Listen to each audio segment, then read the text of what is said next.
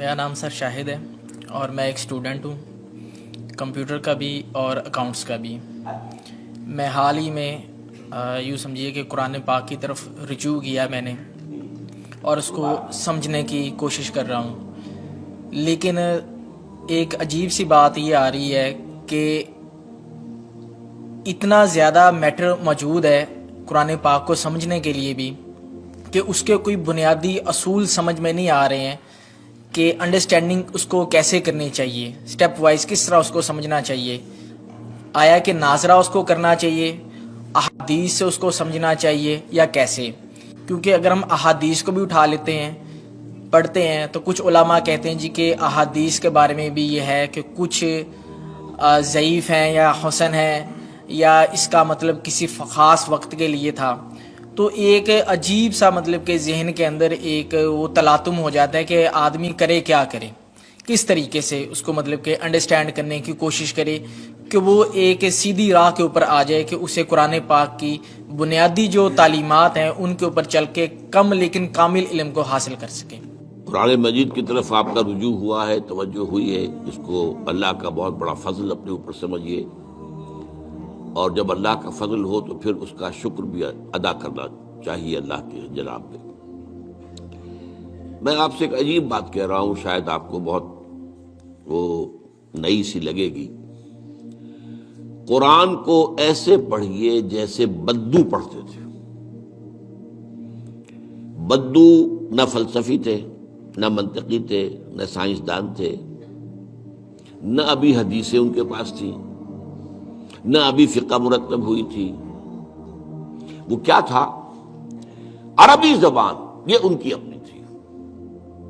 تو شرط اول جو ہے قرآن مجید کو سمجھنے کے لیے وہ عربی زبان کا صرف و نحو صحیح جاننا یہ لازم ہے۔ پھر قرآن کے متن ہی کو اصل سمجھیے۔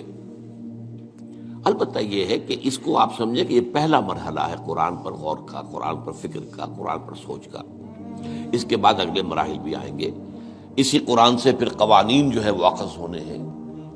اچھا، اس میں بعض سے واقعات ایسے ہیں کہ جو تو ایک تاریخی حیثیت رکھتے ہیں، اب ان میں اس واقعے کے ضمن میں تفصیل میں کہیں کوئی اختلاف ہو گیا تو کوئی حرج واقع نہیں ہوتا۔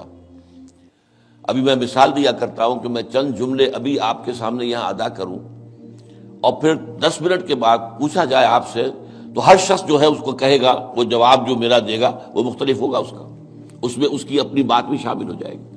اور سوچ میری بات سنتے ہوئے بھی جو اس کا سبجیکٹو مائنڈ ہے وہ اس کے اندر اس وقت حاضر ہوگا، وہ اسے اس کوئی نہ کوئی نتیجہ از خود اپنی اس سبجیکٹو مائنڈ کے حوالے سے حاصل کرے گا، وہ بیان کرے گا۔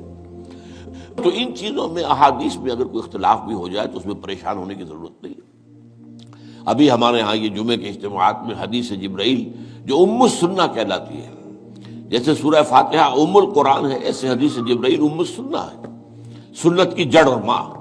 اب اس کی جو روایات آئی ہیں اس میں مختلف اختلاف ہے، الفاظ کا اختلاف ہے، ایسنس ایک ہے، مفہوم ایک ہے، الفاظ میں بڑا فرق ہے، تفاصیل کا فرق ہے۔ تو اس حوالے سے اس میں گھبرانے کی ضرورت نہیں ہے۔ پھر یہ کہ فقہی معاملات کے اندر اختلافات ہو گئے، وہ بھی نیچرل ہیں۔ آپ کو معلوم ہے کہ ایک ہی مقدمہ ہوتا ہے، 8 جج بیٹھے ہوئے ہیں ایک بینچ پر، 5 کا فیصلہ ایک ہے، 3 کا ایک ہے، اور بھی تقسیم ہو سکتی ہے۔ قانون وہی، اور یہ میں بات کر رہا ہوں سپریم کورٹ کی یا ہائی کورٹ کی، وہاں پہ تو ظاہر بات ہے وہ نئے بیانات نہیں لیے جاتے، وہ جو بھی فائل ہے وہ تو بہت پہلے سے تیار ہو چکی ہے، اس کے اوپر بحث ہوتی ہے، صرف اسی سے اخذ کیا جاتا ہے، مطلب ان کا وہی رہتا ہے، اس کے اندر تبدیلی نہیں ہو سکتی، اس موقع پر کوئی نئی گواہی نہیں آتی۔ تو اس اعتبار سے ان چیزوں پہ گھبرانے کی ضرورت نہیں ہے۔